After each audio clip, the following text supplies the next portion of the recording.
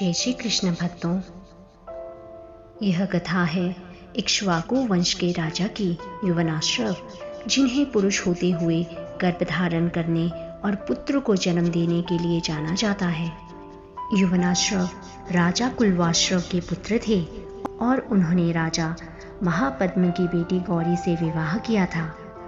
महाराज यौवनाश्रव अपने आप में अनोखे हैं, क्योंकि उन्होंने पुरुष होते हुए भी गर्भ धारण किया था। विवाह के बहुत वर्षों के बाद भी दोनों निसंतान रहे। संतान प्राप्ति के लिए महाराज यौवनाश्रव ने वन जाकर तप करने का निश्चय किया। उन्होंने राजपाट मंत्रियों के हाथ सौंपा और वन जाकर तपस्या करने लगे। उसी दौरान उनकी भेंट महर्षि भृगु के पुत्र च्यवन ऋषि से हुई। महर्षि च्यवन ने महाराज यौवनाश्रव की समस्या सुनी तो उन्होंने उन्हें सांत्वना देते हुए कहा कि यज्ञ के प्रभाव से उन्हें संतान प्राप्त हो सकती है। तब महाराज यौवनाश्रव ने उनसे ही उस यज्ञ को संपन्न करने का अनुरोध किया।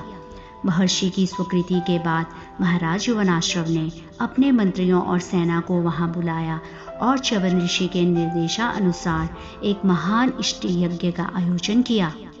वो यज्ञ 2 वर्ष तक अविलंब चलता रहा और यज्ञ समाप्ति पर महर्षि च्यवन ने एक मटके में अभिमंत्रित जल रख दिया, जिसे पीकर महारानी गौरी गर्भ धारण कर सके। यज्ञ समाप्त होने के बाद सभी लोग थकान से पीड़ित होकर गहरी निद्रा में सो गए। रात्रि को महाराज यौवनाश्रव को अत्यधिक प्यास लगी और वे अपने सेवकों को पुकारने लगे, किंतु अत्यधिक गहन निद्रा में होने के कारण किसी ने उनकी पुकार न सुनी। विवश होकर राजा यौवनाश्रव स्वयं जल ढूंढने निकले। बहुत ढूंढने के बाद भी उन्हें जल नहीं मिला, किंतु तभी यज्ञ भूमि के पास उन्हें एक मटके में रखा जल दिखा। वे नहीं जानते थे कि वो जल अभिमंत्रित है, जिसे उनकी पत्नी को पीना है, और इसी अज्ञानता में उन्होंने उस अभिमंत्रित जल को पी लिया। जल पीते ही उनके शरीर में बदलाव आरंभ हुआ और वे अस्तव्यस्त हो गए। जब महर्षि च्यवन ने ये देखा तो उन्होंने कहा कि यह सब प्रभु की इच्छा है, अब उनके ही गर्भ से संतान की उत्पत्ति होगी। महाराज यौवनाश्रव ने उनसे बड़ी प्रार्थना की कि वे उसका कोई उपाय बताएं, किंतु वे भी विवश थे, क्योंकि वो जल यज्ञ संपन्न कर अभिमंत्रित किया गया था और उसके फल को अब रोका नहीं जा सकता था। जब संतान के जन्म लेने का सही समय आया तो राजा बहुत घबरा गए। महर्षि च्यवन के लिए भी ये असाधारण स्थिति थी। तब उन्होंने देवताओं के वैद्य अश्विनी कुमारों का आवाहन किया। तब अश्विनी कुमारों ने महाराज यौवनाश्रव के कोप को चीरकर एक बालक को बाहर निकाला।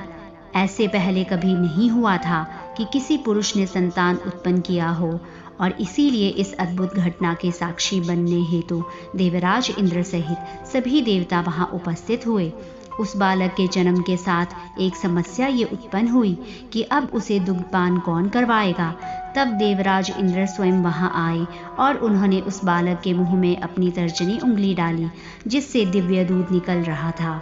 उस दिव्य दुग्ध से तृप्त होकर वो बालक 23 अंगुल बढ़ गया और संतुष्ट होकर सो गया। तब देवराज इंद्र ने कहा, ममधाता अर्थात मैं ही इसकी माँ हूँ। इसी कारण उस बालक का नाम मानधाता पड़ा।